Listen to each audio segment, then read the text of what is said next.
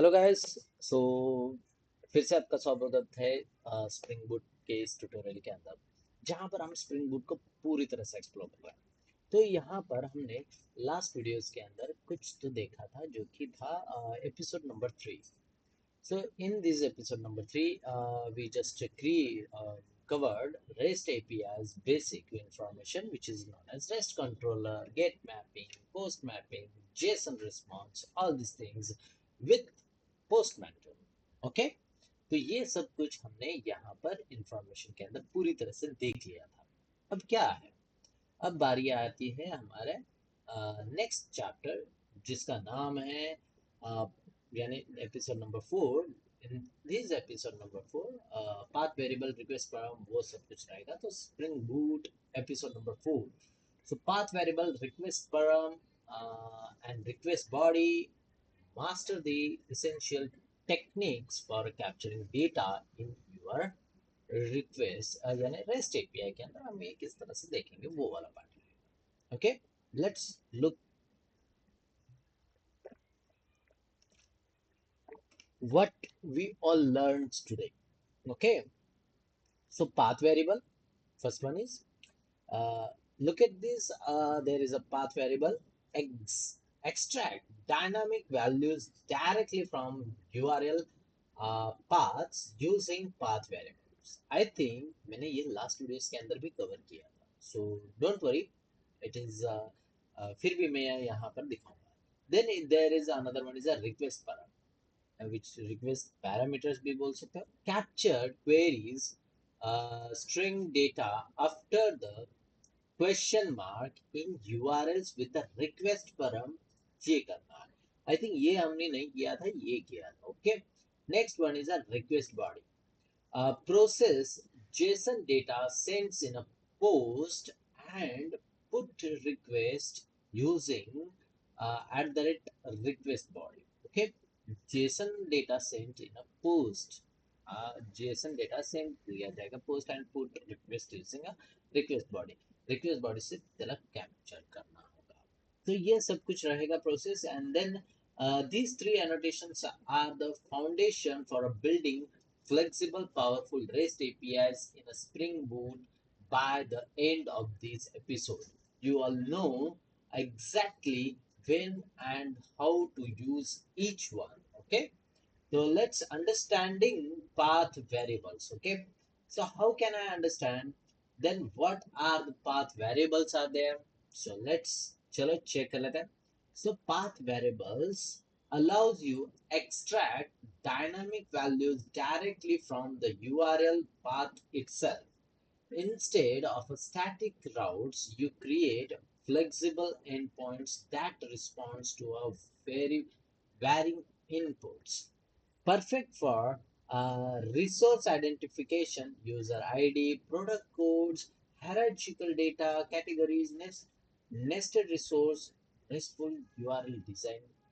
इस यानी इसके लिए हमें यूज करना है। For example URL structure, so API user 1 2 3, just like that. Products electronics for laptop. अब यहाँ पर यानी if you want I want the data, I want the products which is belongs from the electronics category, and the in electronics category I want only the laptops. So मुझे उसको electronics को button पर click किया, electronics गया, electronics के अंदर उसने laptop पर क्लिक किया, सो लैपटॉप्स इज देयर। सो इस तरह से यहाँ पर यानी यूआरएल से आप डेटा भेजते हो और उसके हिसाब से आपको रिस्पॉन्स जनरेट करके मिलेगा। देन ऑर्डर्स 2024 एंड मार्च, इस तरह से हम डेटा भेजते हैं और उसे किस तरह से कैप्चर करना है। For the capturing the data we use a path variable. हाँ, देखते हैं, हम प्रैक्टिकल सेशन में देखने ही वाले हैं पाथ वेरिएबल को किस तरह से यूज किया जाए। इवन हमने JSP के साथ किया ही है, रेस्ट एपीआई के साथ किस तरह से किया जाए उसे मिस मत करना। Okay, so path variables in action, path variable in action, clean code example यहाँ पर उन्होंने दिया है। गेट मैपिंग के अंदर ये देखो इस तरह से करली ब्रेसेस के अंदर हम आईडी या डेटा ट्रांसफर करता है। So here is the method name and here is the annotation which is be given to the as path variable int id. तो जस्ट डायरेक्टली इंट आईडी बोलूंगा तो नहीं चलेगा, इंट आईडी बोलूंगा तो आईडी एग्जैक्टली सेम मैप होना चाहिए इससे। ओके, तो हम पाथ वेरिएबल को डायरेक्टली यूज कर सकते हैं। सो जैसे ही मैं यहाँ पर पाथ वेरिएबल बोलूंगा तो ये क्या करता है कि यहाँ ये आईडी को डायरेक्टली इसके साथ बाइंड कर लेता है और यहाँ से वैल्यू ट्रांसफर करके इसको दे देता है। Okay, and multiple path variables, यहाँ पर ईयर्स एंड मंथ है तो path variables in year and path variables in month आप इस तरह से ट्रांसफर कर सकते हो। यूआरएल रिक्वेस्ट अगर इस तरह से आएगी एंड देन वेरिएबल एक्सट्रैक्शंस हम इसको स्टोर करेंगे, then method parameters pass to a get user and whatever if you want. Okay, so इस तरह से रहेगा इसकी process and the request parameters explain. अब फर्स्ट वन इज हमने पाथ वेरिएबल देखा। अब देखो पाथ वेरिएबल हो जाने के बाद ऐसा मत समझना कि मैं डायरेक्टली उसे प्रैक्टिकल दिखाऊंगा, तो ये वीडियो ना बहुत कट कट कट कट में बनेगा। So path variable, request form और रिक्वेस्ट बॉडी सब कुछ एक साथ बता दूंगा in a practical session. So what are request form? So request param क्या है? Request parameters are a key value pairs sent to the यानी sent in a query string after the question mark, यानी question mark URL में हम देते हैं और वो डेटा ट्रांसफर करेंगे इन URL। There are ideal for optional filters, search criteria and paginations, वहाँ पर हम इसको यूज कर सकते हैं। Common use case search and filtering the operations, paginations, page size, sort, optional configuration flags, multiple criteria section, वहाँ पर हम use कर सकते हैं। So just like search, keyword is a Java and category is a books and sort equal to price। ये हमने पिछली बार भी देखा था, मैं इस बार भी आपको दिखाऊंगा। Okay, and here Java books and sort is a price. Okay, तो यहाँ पर हमने इस कीवर्ड के साथ यहाँ पर मैच किया था। सो रिक्वेस्ट परम code example, basic implementations, basic implementations के अंदर यानी रिक्वेस्ट परम के सो गेट सर्च यहाँ पर दिया गया। सो सर्च के अंदर पैरामीटर्स की स्ट्रिंग कीवर्ड को उन्होंने कैप्चर किया।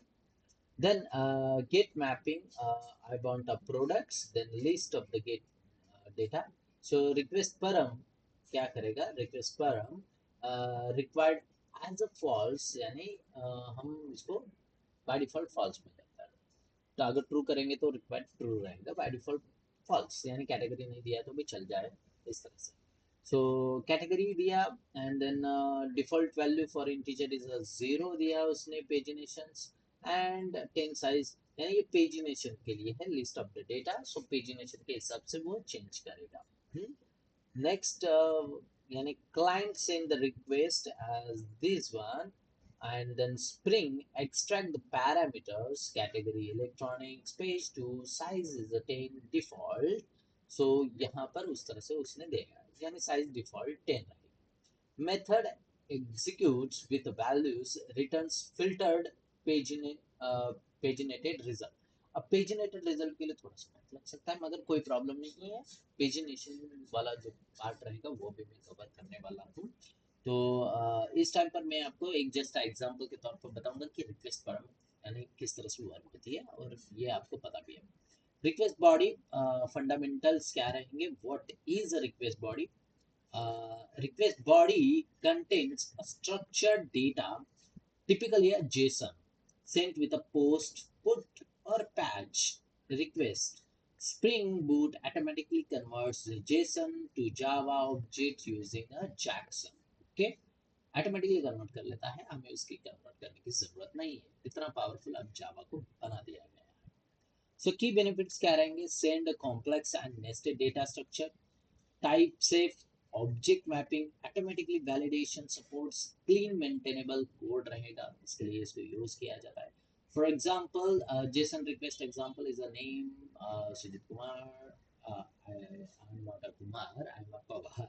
सो जस्ट नेम दिया इसने, ये मेरा नाम नहीं है, जस्ट उसने ये है। So sujit@example.com, age, address, and then city, Bangalore, the country in India. I'm not from Bangalore. Okay, ये एक just a example. And then this JSON is automatically transformed into a Java user object with all properties populated. ये किस तरह से होगा, ये important है. Okay, सो ये भी हम देखेंगे. सो रिक्वेस्ट बॉडी इम्प्लीमेंटेशंस यहाँ पर उन्होंने दिया है user, and then request body user of a user, then services and response entity use किया गया है. वो भी हम देखेंगे आगे किस तरह से रिस्पॉन्स एंटिटी वर्क्स करती है. तो यहाँ पर उन्होंने एक जस्ट एग्जांपल दिया है. So JSON received client send post with JSON payload. तो यहाँ पर आया. सेकेंड रहेगा डिसरियलाइजेशन, जहाँ पर Jackson convert the JSON into the user object, यानी जावा ऑब्जेक्ट के अंदर डिसरियलाइजेशन पार्ट रहेगा, यानी जेसन को कन्वर्ट करके जावा के अंदर. Then method execution, business logic process the user, यानी business logic रहेगा services के अंदर ट्रांसफर किया जाए. Then response send to the user, saved user returns in a JSON format. फिर से okay, so इस तरह से process रहेगा. When to use each approach, तो use case, annotations, examples and HTTP methods यहाँ पर दिया गया है. ये यूज केस है उसके, आप चाहे तो देख सकते हो. Then pro tip, you can combine these annotation, use the path variable for IDs and the response body for update the data in the same endpoints. आप यहाँ पर यूज कर सकते हो दोनों को एक साथ, कोई प्रॉब्लम नहीं है. So episode recap, what's next. Okay, next episode के क्या अंदर रहेगा वो हमने देखा. So core annotations master, path variable, request param and request body. REST API ready, you can now capture the data from any resource. Okay, तो ये था 100%, यानी आप यहाँ पर अगर इन पैरामीटर के साथ अच्छे से रेस्ट एपीआई के साथ खेलना स्टार्ट कर लिया तो आपको कोई प्रॉब्लम नहीं आएगी इन फ्यूचर. एक भी एरर आपके हाथों से नहीं बचेगा. अगर आपने एरर को समझा तो ऑटोमेटिकली आपको उसको सोल्यूशन मिल जाएगा. कमिंग अप नेक्स्ट एपिसोड 5 के अंदर हम फुल क्रड ऑपरेशन देखेंगे. सो हाइबरनेट के साथ रहेगा जो कि नेक्स्ट एपिसोड के अंदर. ओके, सो अब हम यहाँ पर थ्योरी पार्ट तो कवर कर लिया है जो कि स्प्रिंग बूट एपिसोड नंबर 4 का था, जहाँ पर हमने path variable, request param and request body को देखा है. इवनली हमने इस पार्ट को देखा भी है लास्ट वीडियोस के अंदर, फिर भी मैं यहाँ पर ये पार्ट भी आपके लिए कवर कर लेता हूँ. ठीक है, सो मिलते हैं नेक्स्ट वीडियो के अंदर जहाँ पर हम प्रैक्टिकल सेशन करने वाले हैं. सो इस प्रैक्टिकल सेशन को मिस मत करना गाइस. अगर आप इस चैनल पर नए हो तो सब्सक्राइब करना मत भूलना एंड लाइक करना मत भूलना. अगर आपके फ्रेंड को ज़रूरत है तो प्लीज़ उसे शेयर करना, क्योंकि अगर वो भी ग्रो करेगा आपके साथ तो अच्छा है. ओके, सो साथ ही साथ ग्रो करो. सो मिलते हैं नेक्स्ट वीडियो के अंदर, और प्लीज़ गाइस वीडियो को शेयर करना मत